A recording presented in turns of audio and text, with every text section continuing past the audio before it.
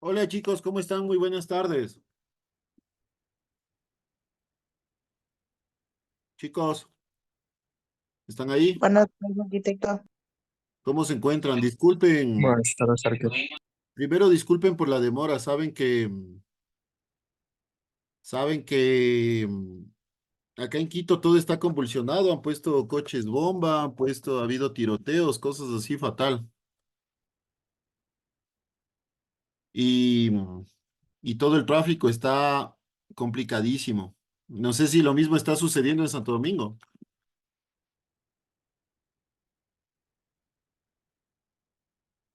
Chicos. Sí, profe, está casi igual. Así, me imagino. La verdad es que estamos en un estilo de guerra civil, ¿no? Qué pena porque por el país, porque baja la productividad.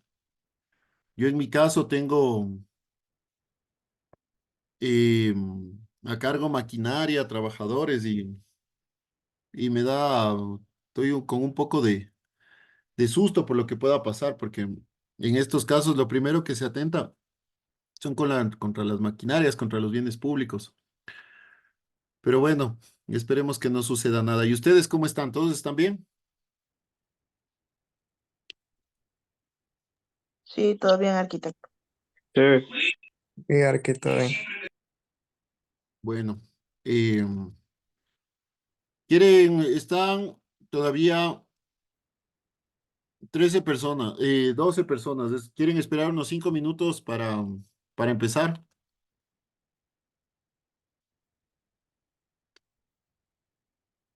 ¿Les parece? Esperemos 5 para que todos los demás entren. Ya les voy a mandar un WhatsApp.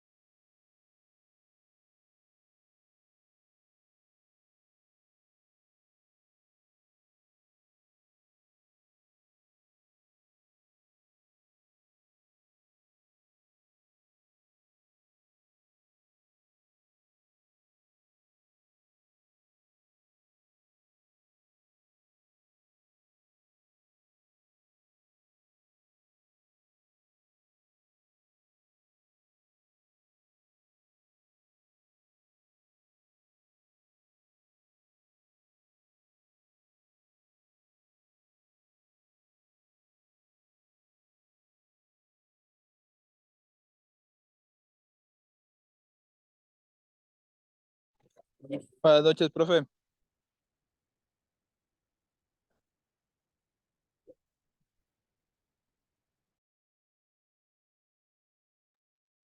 ¿Qué tal? ¿Cómo estás?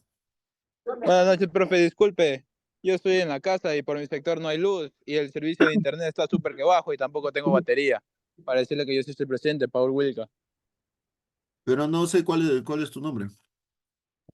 Paul Wilca, profe, ya le cambio el nombre en el Zoom. Sí, por favor. Justo ahorita iba a Sí, tomar lista. porque ya tengo el teléfono al 2% y luego no tengo asistencia. Pero Paul, sabes que hoy tienes clases. Sí, profe, pero no podía acercarme a la casa por todo el estado que estaba. Estaba dentro de la finca, no podía meterme a la casa. Y dentro de la finca no hay servicio eléctrico.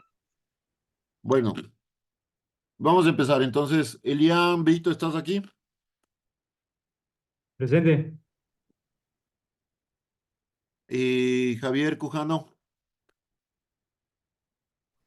Presente, Arqui. Melanie Delgado, Presente. Mateo Garcés, Presente, profe. Domenica Gufati. Domenica, ¿estás acá? Carlos Daniel Herrera, Presente. Lian Wilca. Lian, ¿estás acá? Presente, profe. Elsa Paulina,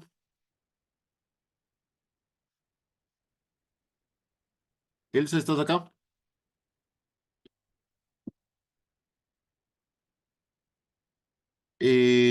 Camila Macías, Presente. Jennifer Dayana, Presente. Andrés Sebastián, Presente. John Jairo Salazar, Presente. Juan David Sánchez, Presente. Emily Giselle, Presente. Melanie Yamilet. Melanie creo que se retiró, ¿no? Ya tiempos que no viene. ¿Saben algo?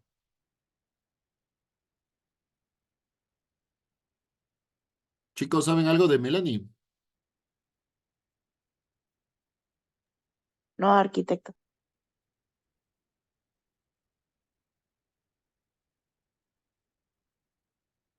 Ok.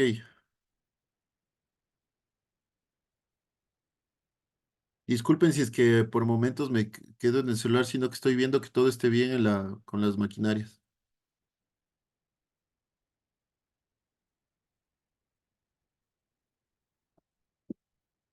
Ok.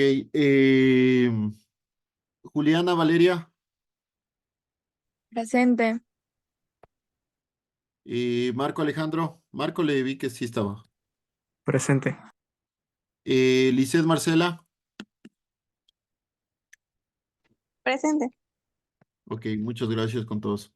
Entonces nos falta Doménica, Elsa Paulina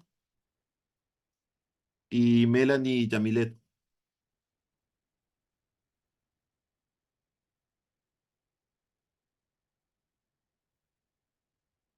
Bueno,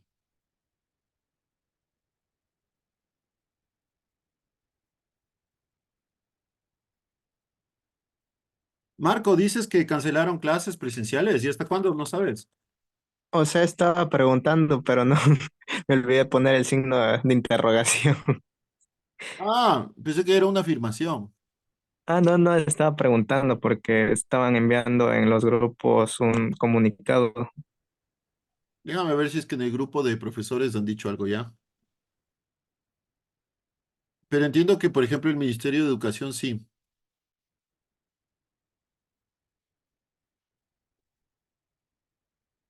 Sí, el Ministerio de Educación sí mandó un comunicado que se suspendían clases presenciales, tanto para colegios, escuelas y para universidades. hasta el viernes 12. Mm.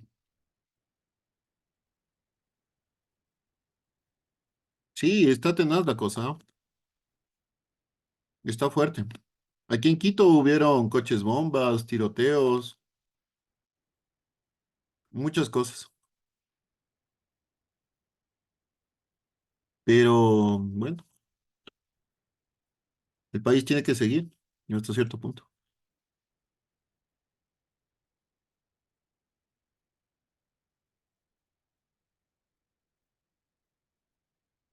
A ver, espérame.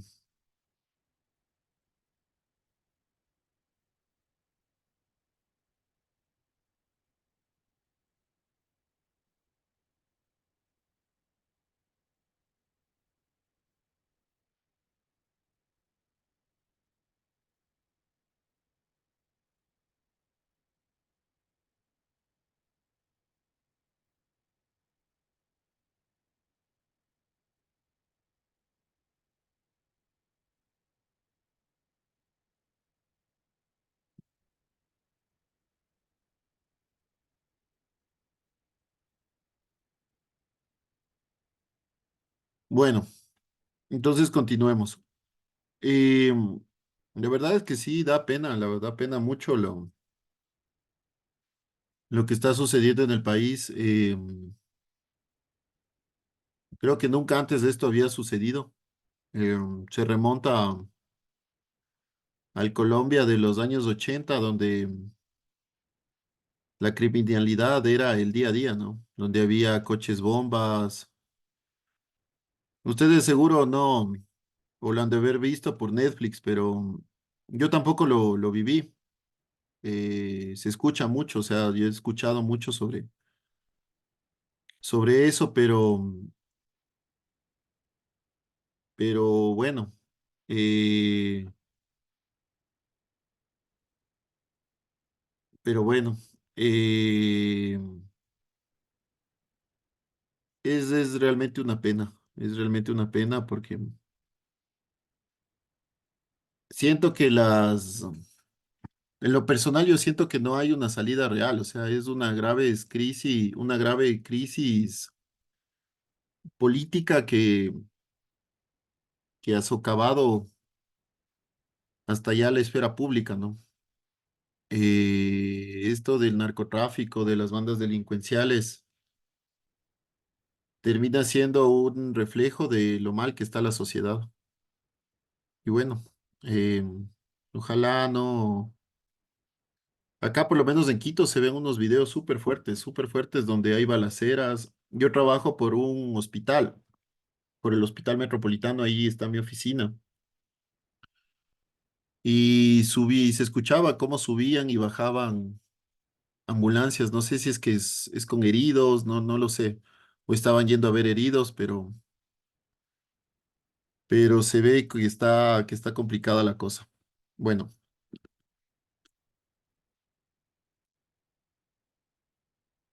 bueno, y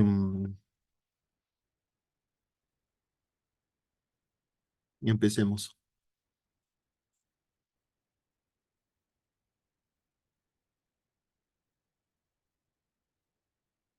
A ver. Uy, estoy compartiendo pantalla, me avisan. Chicos, No, Arqui, no se ve. no se ven.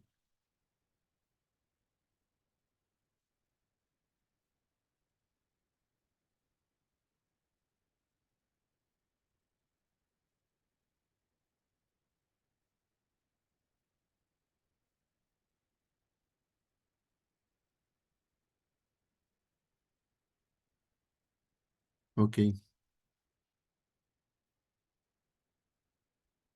Ahí estoy compartiendo pantalla.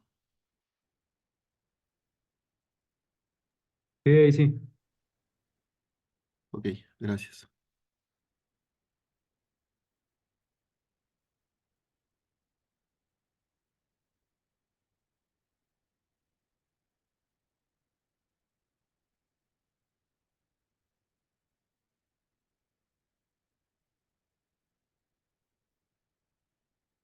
Bueno,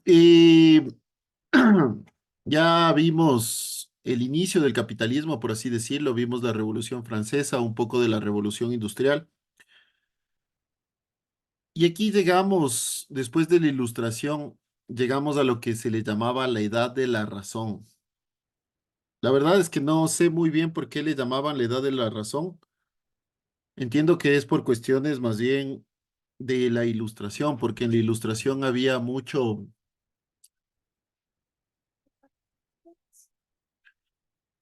Entiendo que la Edad de la Razón porque empezó la Ilustración y al fin y al cabo todo empieza a hacerse con lógica. Empieza a haber más materiales de construcción, empieza a haber muchas otras cosas, pero también empieza a haber muchas ideas locas, digamos, por así decirlo, muchas ideas utópicas. La arquitectura empieza a buscar nuevos horizontes.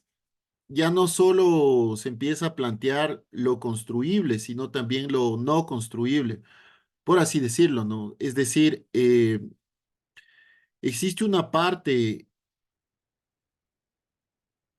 que en este punto se empiezan a adoptar utopías. No sé si entienden la palabra utopías. Utopías era la cosa que era inimaginable, era la cosa que no era concebible. La cosa, o en arquitectura nosotros llamamos a utopías lo que no es construible, lo que no se puede construir. Es decir, por ejemplo, yo mañana, como una utopía, propongo construir, qué sé yo, un edificio de 1000 pisos aquí en Quito, por ejemplo. Puede ser que sí sea construible, pero termina siendo una utopía por el costo significativo de este piso, de este edificio. No sé si es que me explico. Entonces, hasta cierto punto, los arquitectos en esta época empiezan a desatar su imaginación, empiezan a llevar su imaginación a otro nivel.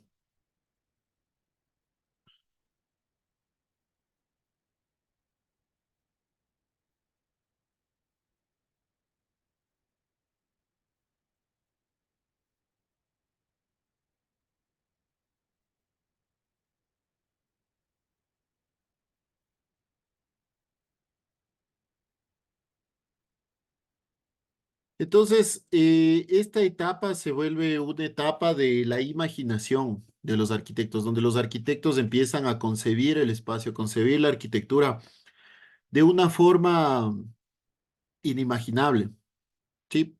Bueno, entonces vamos a empezar con la edad de la razón. A esta época se le llama la edad de la razón. Y se propone la arquitectura racional. Entonces, por ejemplo, aquí tenemos, esta es el cenotafio de Newton de 1784 de Louis Boullé. Louis Boullé era un arquitecto parisino, un arquitecto francés, era un arquitecto visionario. A este arquitecto le denominaron neoclasista, es decir, de la arquitectura clásica, algo nuevo. La obra de él influyó mucho en los arquitectos contemporáneos y aún en día la arquitectura de él se considera como muy importante, como muy relevante. El cenotafio de Newton es un célebre proyecto de connotación utópica eh, y dedicado a Isaac Newton. No sé si es que ustedes denotan, por ejemplo, esto es una persona aquí. Lo voy a marcar ya para que se vea mejor. Estas son personas, estos son árboles y esto termina siendo una esfera gigante, gigantesca. No sé si estas personas acá miden tal vez 1,5 metros o 2 metros. Esto termina midiendo como 100 metros, ¿no? De alto. Para que ustedes se imaginen en perspectiva o poniéndole tal vez como número de pisos, un edificio de aproximadamente entre 30 y 40 pisos. Sí. Entonces esto era algo impresionante. Y él propone hacer este cenotafio o lo dedica a Newton, por eso lo llama el cenotafio de Newton. Boole, sobre todo, era un arquitecto moderno, pero también era matemático. Entonces, Boole, maravillado con estas teorías newtonianas, y la figura y puesto en la figura de sus mayores científicos, que era Isaac Newton, plantea la realización de este cenotafio. Cenotafio es un monumento funerario. Es decir, él hace este proyecto o plantea este proyecto en conmemoración a la muerte de Newton. En su diseño ilustra la perfección de las características generales de su trabajo, y en la arquitectura él muestra esta gran masa con elementos muy simples como es una esfera. Y además que esta gran masa o esta gran esfera está libre totalmente de toda decoración.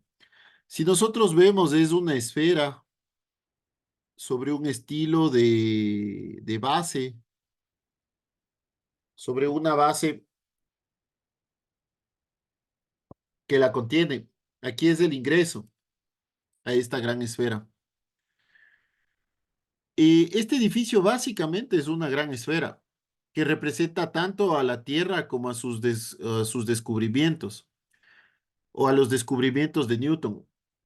Se accede desde esta base y a pesar de su gran tamaño, se puede ocupar interiormente en un área reducida de esta base.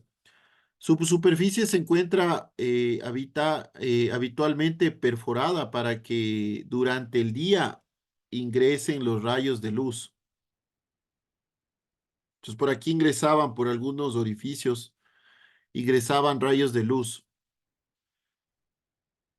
Y parezca una imagen nocturna en la bóveda celeste, es decir, como un estilo de planetario.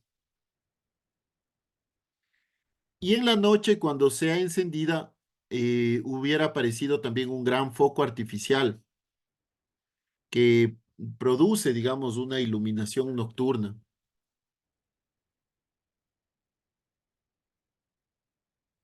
Sí,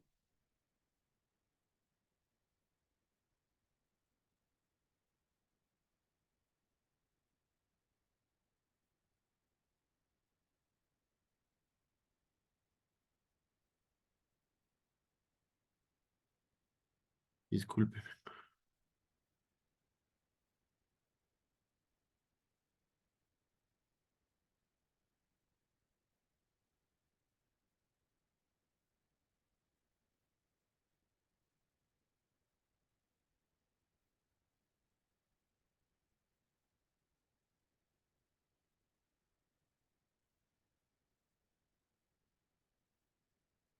Bueno,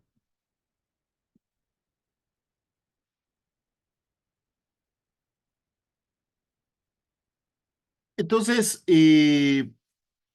Lukács o George Lukács fue un historiador, filósofo, marxista y crítico literario húngaro. Y él habla de los tres modos del pensamiento y sus correspondientes lenguajes. Habla de lo cotidiano. Solo discúlpeme en un segundo, discúlpeme, es que en serio estoy con algunos, estoy viendo que estén todas las... Yo trabajo en una empresa pública y que toda la maquinaria esté bien. Solo un segundo.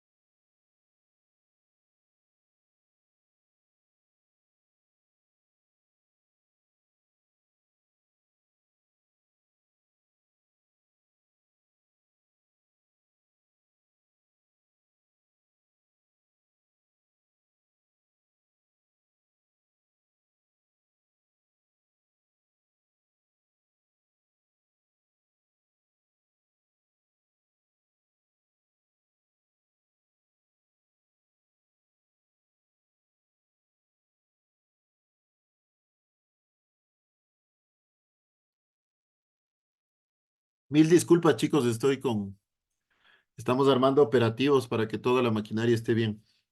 Bueno, entonces, Lukács habla de los tres modos de pensamiento y sus correspondientes lenguajes. Él habla de lo cotidiano, de lo científico y de lo estético, ¿sí? Lo cotidiano es lo inmediato y particular, lo concreto y subjetivo a la vez, lo instintivo, lo irracional. Por ejemplo, los refranes y paradojas. ¿Por qué les traigo esto a colación? Porque estos arquitectos de esta época utilizaban mucho esto de las paradojas, de lo subjetivo, de lo irracional. Lo científico es lo mediado y general, termina siendo entre abstracto y objetivo e intelectual. Y lo racional, por ejemplo, las fórmulas matemáticas, ¿sí?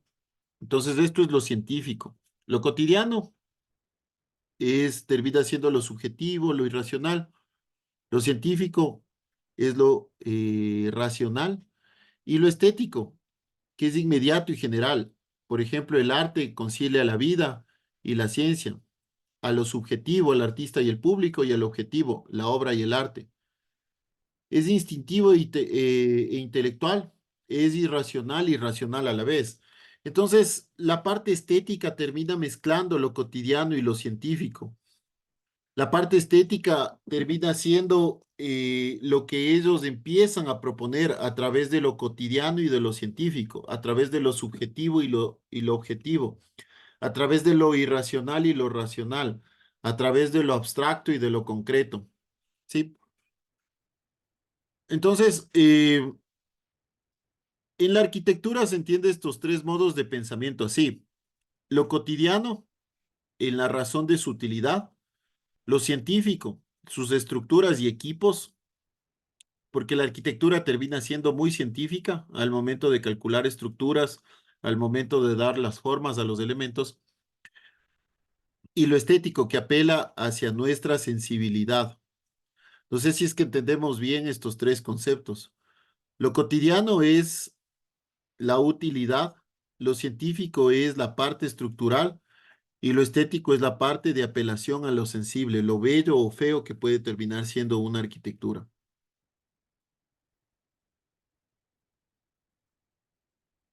Entonces, la razón y la racionalidad. Eh, de aquí se derivan dos elementos. Logos, que es la idea y palabra, el concepto, la teoría, la cultura griega, por ejemplo. El ratio, que es la razón, la relación numérica, la práctica, la civilización romana, por ejemplo. Y la geometría termina siendo el instrumento de la razón para entender el mundo. Por ejemplo, aquí vemos el Santo Sepulcro de San Pancracio en Florencia de 1467. El Santo Sepulcro florentino en Florencia es el temple con el que o con lo que se incorpora el Santo Sepulcro de Jerusalén. La Basílica del Santo Sepulcro de Jerusalén encierra los lugares donde según la tradición fue crucificado, sepultado y resucitado Jesús. En este lugar fue descubierto por Santa Elena, madre del emperador Constantino, que derribó ya ahí un antiguo templo y generó ahí o consagró o construyó una gran basílica. Y este termina siendo uno de los lugares más cristianos, por así decirlo, el lugar más cristiano o más santo para los cristianos.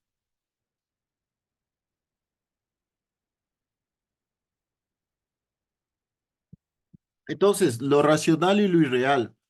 El objetivo principal de la razón es el conocimiento de lo real. El peligro está entre lo real y lo racional de Hegel. Eh, los límites de la razón, la abstracción es el esquema y simplificación, es un resumen o abstract. Y la razón conoce en sí, pero más allá de ello resume y simplifica. Luego no conoce del todo. Entonces, hay un apogeo de la razón, que es la ilustración, lo que hablamos hace unas clases pasadas sobre la Revolución Francesa. Entonces, para Immanuel Kant, él propone el qué, el para qué y los límites. El qué es la lógica, el para qué es la estética y los límites son el para qué es la ética y los límites son la estética. ¿Qué significa esto? Que nosotros planteamos un elemento bajo cierta lógica. Para hacerlo, o para qué hacerlo, es para utilizar la ética, es decir, a la sociedad. ¿Y cómo lo planteamos o cuáles son sus límites? Es la estética, es decir, lo bello que puede ser un lugar. Pero la razón obtiene sus datos de la observación, de los sentidos, del empirismo. Por eso la consecuencia natural del racionalismo francés siempre será el empirismo y el sensualismo inglés. ¿Qué significa esto? Es que lo racional termina siendo completamente empírico, porque lo que para mí es racional, para otra persona posiblemente no sea tan racional, lo que lo convierte en algo subjetivo, ¿sí? Entonces, la razón y la racionalidad. Este es el proyecto de Iván Ilvich Leonidov. Iván Ilvich Leonidov en Rusia. Es el proyecto del Instituto Lenin en 1927.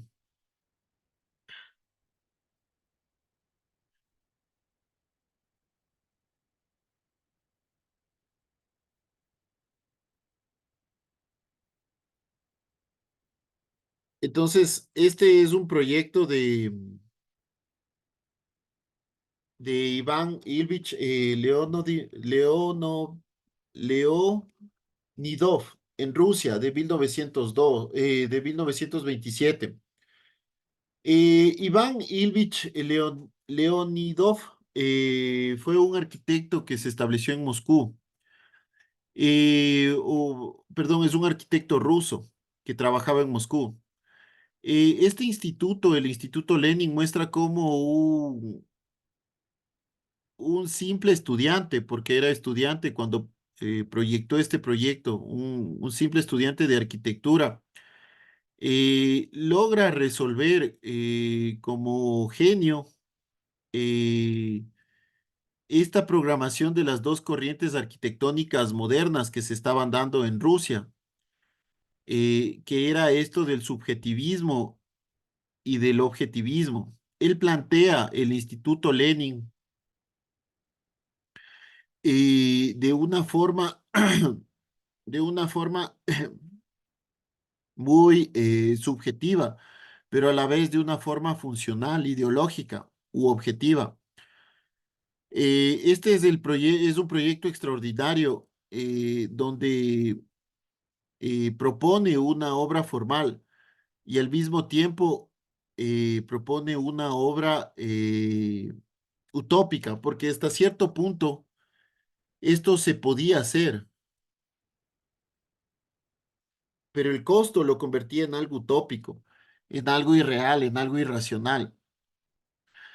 Pero en definitiva esto sí se podía hacer, no como lo que propone Boulez, algo que posiblemente para esa época no existían ni siquiera los materiales, las maquinarias, no existían los elementos como para poder ser construido. Leonidov propone o termina proponiendo este elemento que lo convierte en algo muy subjetivo y objetivo a la vez. Entonces el racionalismo tiene que ver con la tecnología y la economía y ambas, evidentemente con la arquitectura, pero, pero ni la naturaleza humana ni el mundo son racionales, ¿no? Esto es una premisa. Esto es, esto es la vinculación entre lo racional y lo real. Aquí, por ejemplo, tenemos el pabellón de Barcelona de Mies van der Rohe. Eh, Termina también siendo una vinculación entre lo racional y lo real. Por eso el ideal orgánico trata de aunar la razón y la función, la lógica y la vida, la razón científica y la vida cotidiana, lo que estábamos hablando de la parte científica, parte cotidiana y la parte estética. Entonces, razón y racionalidad.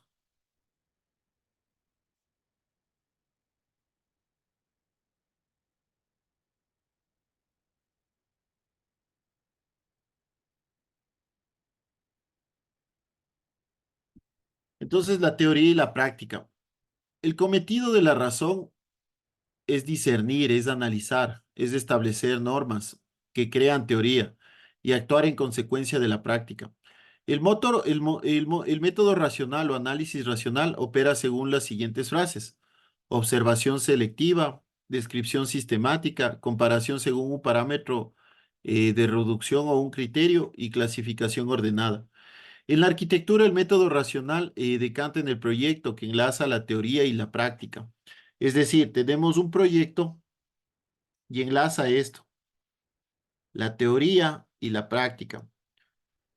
¿Cómo se, cómo se materializa esto? La teoría es lo que nos dicen los libros, lo que nos dicen los pensadores, los grandes arquitectos, pero en la práctica es lo que nosotros podemos hacer. En teoría, lo que yo les decía, podría construir, o lo que hizo Leonidov, propone un proyecto que posiblemente sí sea construible, que no tenga inconveniente ser construido, pero en la práctica es irracional. En la práctica es,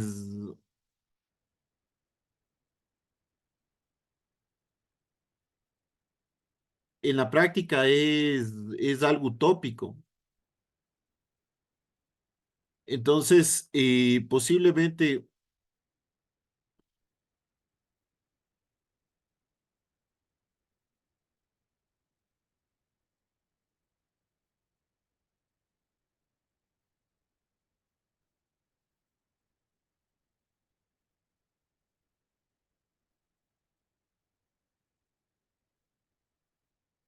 en la práctica termina siendo,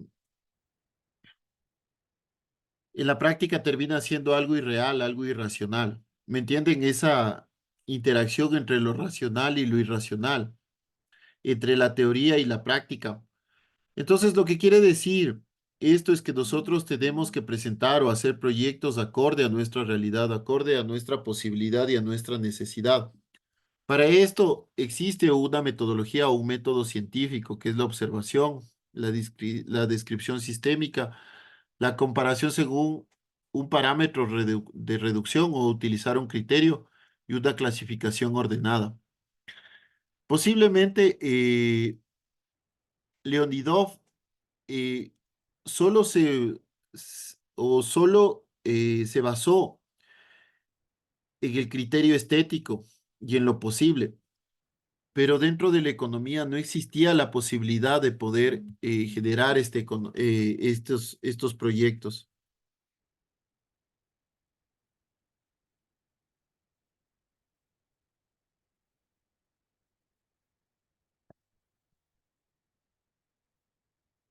Entonces, el racionalismo en la arquitectura parte de una concepción clásica de la arquitectura, que es la medida y la proporción. A esto lo llamamos armonía. También parte de la simetría y del orden. El canon formalmente racional. Aquí tenemos, por ejemplo, la iglesia de Alberti, de San Sebastiano, de Montua. Eh, León Battista Alberti, uno de los primeros arquitectos que estudiamos dentro del Renacimiento italiano. Entonces, el racionalismo en la arquitectura tenemos, por ejemplo, otro proyecto de Boulet, que es el cenotafio, en forma de pirámide. Sí, Boule, posterior a haber hecho el cenotafio de Newton en una forma de esfera, posteriormente plantea un proyecto más racional, más posible, que es un cenotafio en forma de pirámide. Eh,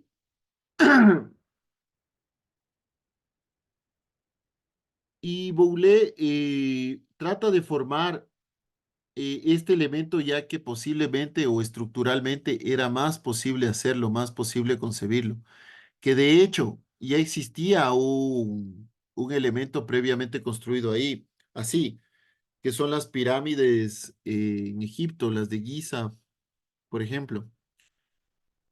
Entonces, en teoría moderna, moderna lo que importa es el contenido expresado a través de símbolos.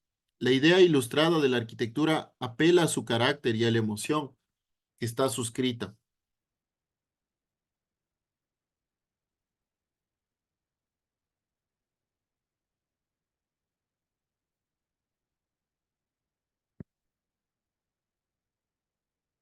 Entonces, el racionalismo en arquitectura. Aquí, por ejemplo, tenemos el templo de Vesta en Roma.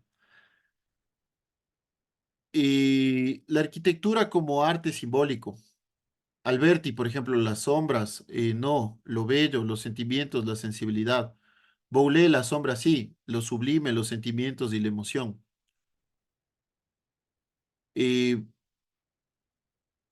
Aquí tenemos, por ejemplo, este es un grabado de Piranesi, de Giovanni Battista Piranesi, que fue un arqueólogo y arquitecto investigador italiano, que realizó más de 200 grabados de edificios reales e imaginarios, estatuas, relieves de la época romana, así como diseños originales.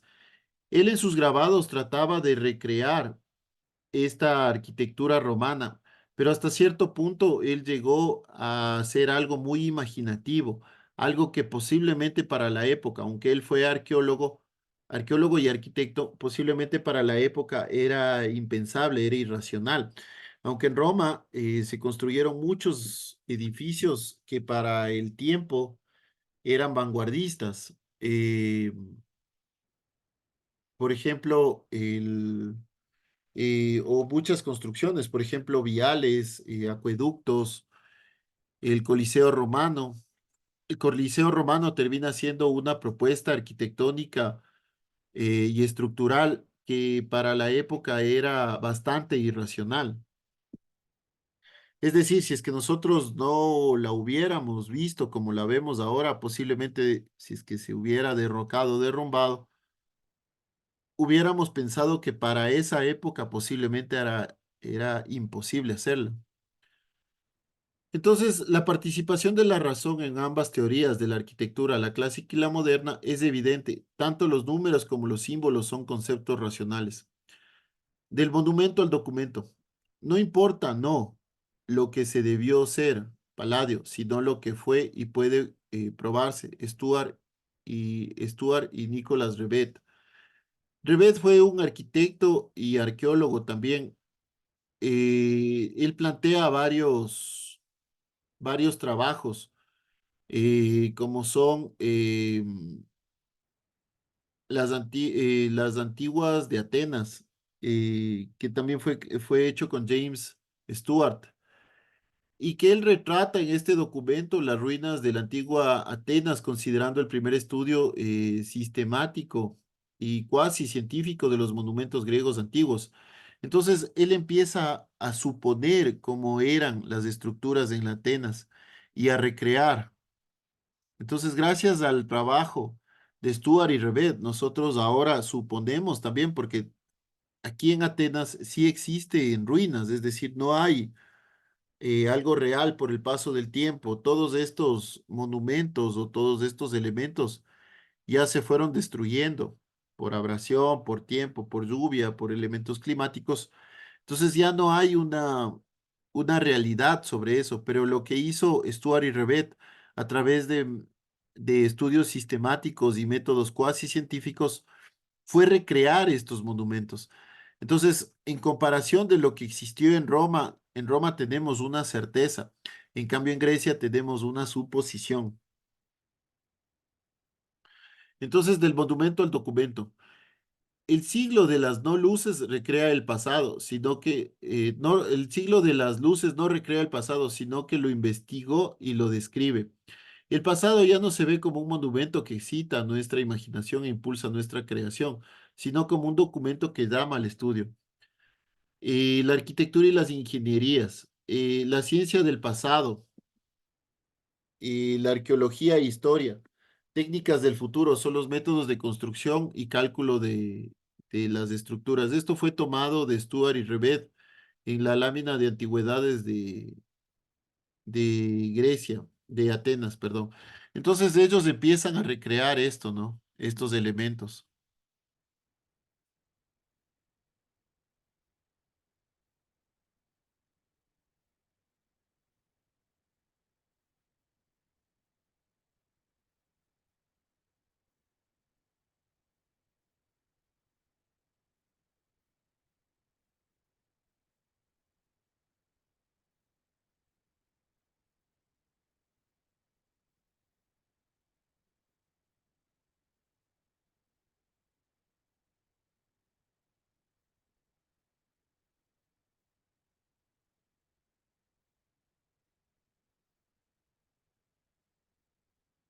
Entonces, por ejemplo,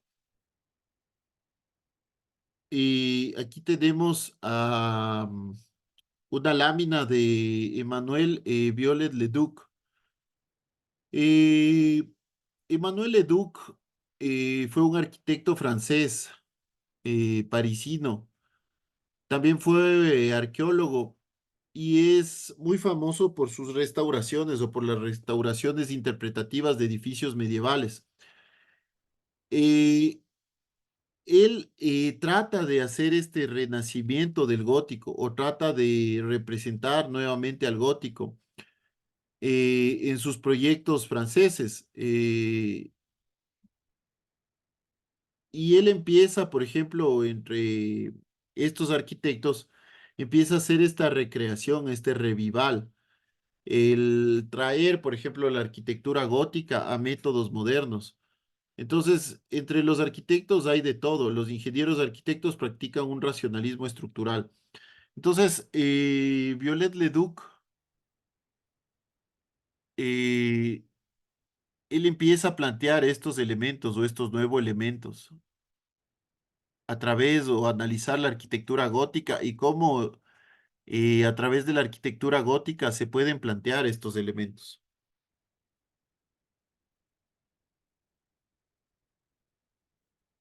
Y también tenemos a Luis Durand, un arquitecto también parisino, donde él empieza a analizar, bueno, todos estos arquitectos también fueron, no solo fueron arquitectos, sino profesores de teoría y arqueólogos. Entonces ellos empiezan a recrear o analizar estas obras de la Grecia antigua y empiezan a proponer nuevas formas o nuevos elementos.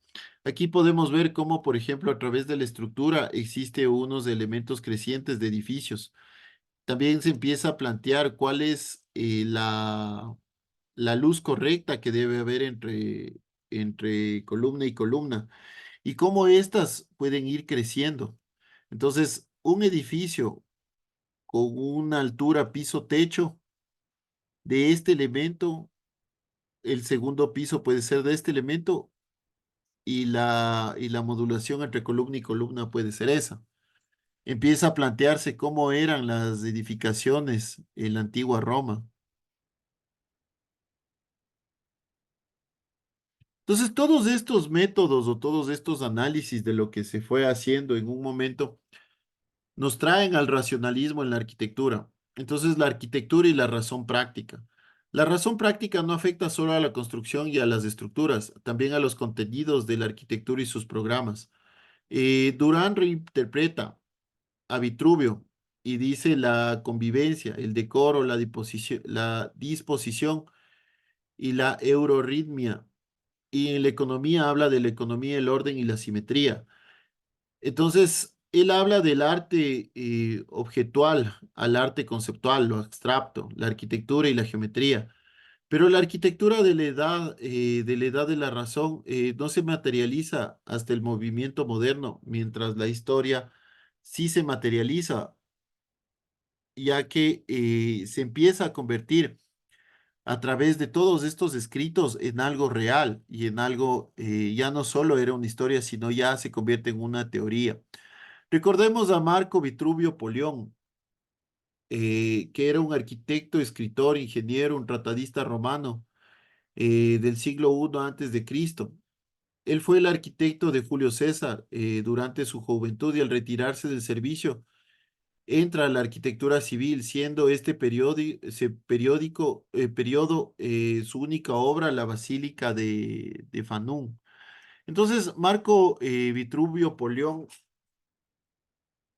él es el que propone los 10 libros de arquitectura, el que propone, se me fue el otro, no me acuerdo cómo se llama, las premisas de velustas, estilitas y firmitas.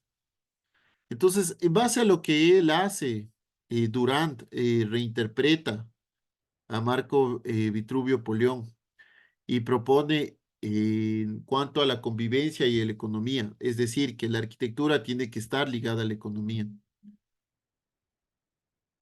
Entonces, en los modernismos, el ornato es protagonista y la estructura pasa a ser un segundo plano o se enmascara.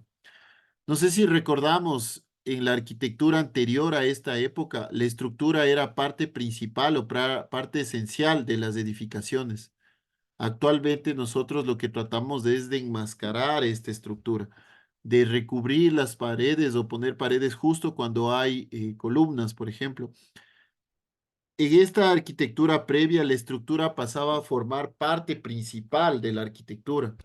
Ahora lo que se trata es más bien de enmascarar, de maquillar a la estructura. Entonces, la razón y la función, es decir, la unión entre lo formal y lo racional. Aquí, por ejemplo, vemos de Palladio, el claustro del convento de Delia Carita en Venecia de 1560. Eh, la diferencia entre lo funcional, por ejemplo, un claustro favorece a la flexibilidad de sus usos y a la adaptabilidad. Entonces hablamos de la función. Por ejemplo, esto es un claustro y cuál es la razón para que esto exista. Entonces, estos dos elementos favorecen a que estos edificios tengan una flexibilidad en cuanto a su uso.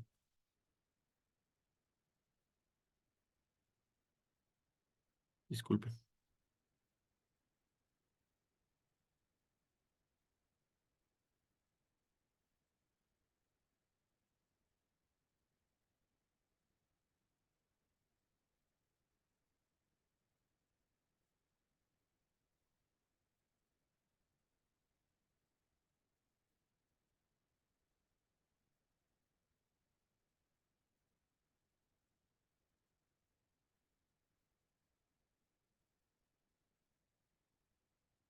Solo un segundito, chicos, por favor.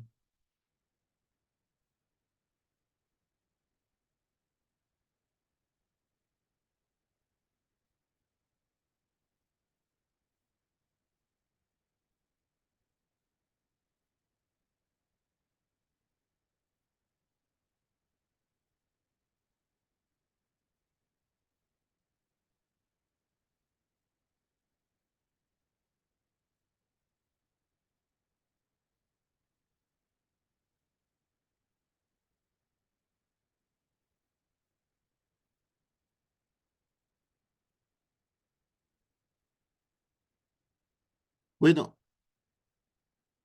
aquí tenemos otra imagen de Nicolas Ledoux, que fue un arquitecto y urbanista francés, que él reinterpreta o da una interpretación a la arquitectura neoclásica. Eh, Aquí en esta ilustración se propone mostrar las cualidades propias de cada función y acondicionarla a través del carácter. El carácter hace patente de la función por medio de símbolos a través de la forma. Entonces, Nicolas Ledoux, él trata de generar nuevos elementos patrimoniales. Él trata de imponer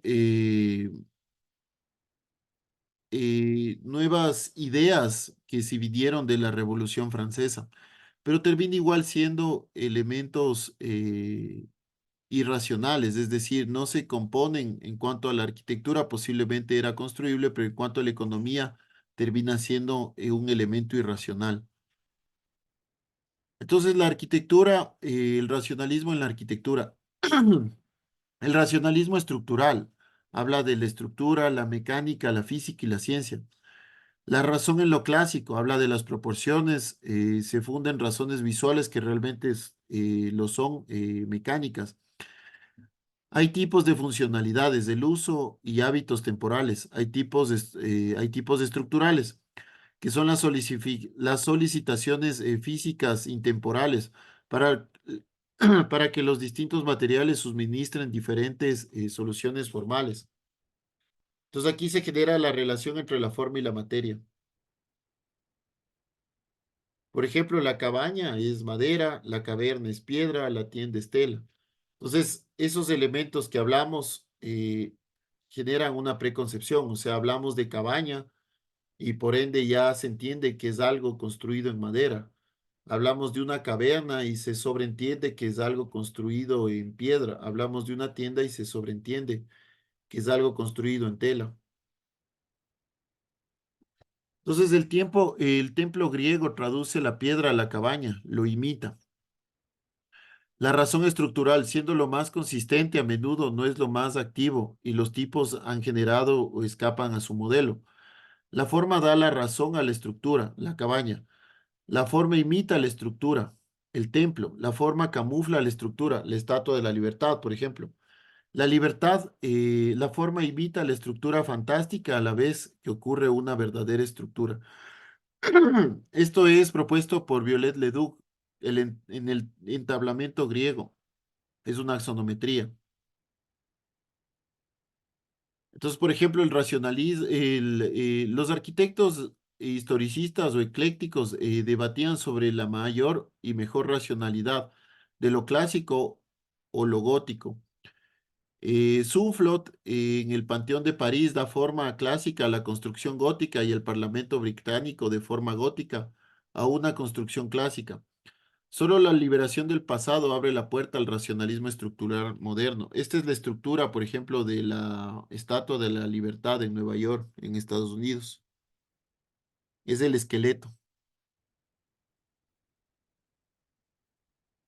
Entonces, Nicolás Ledoux, habla sobre este cementerio en sección.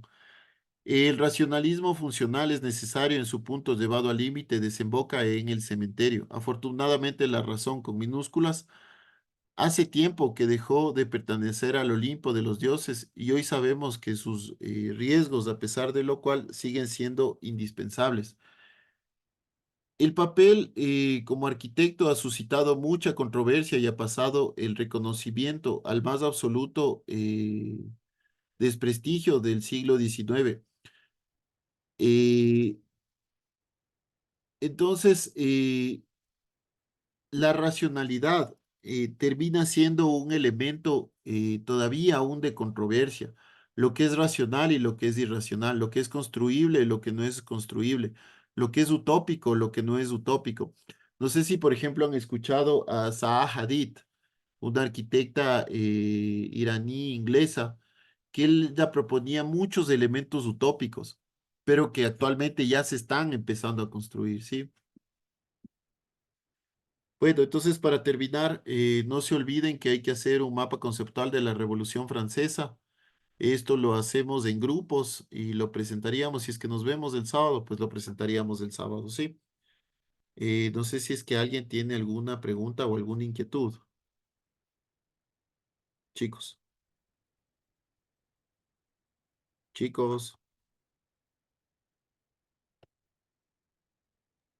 No, Arqui.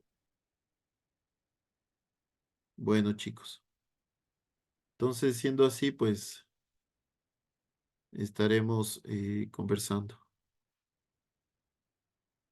Les mando un abrazo, cuídense mucho, cuiden a sus familias, no salgan. Traten de que no pase nada, nada raro.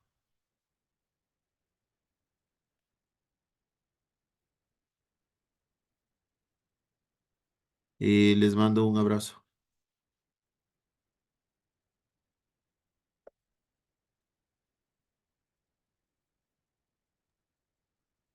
Cuídense mucho, chicos. Estaremos conversando. Igualmente, hasta luego, arquitecto.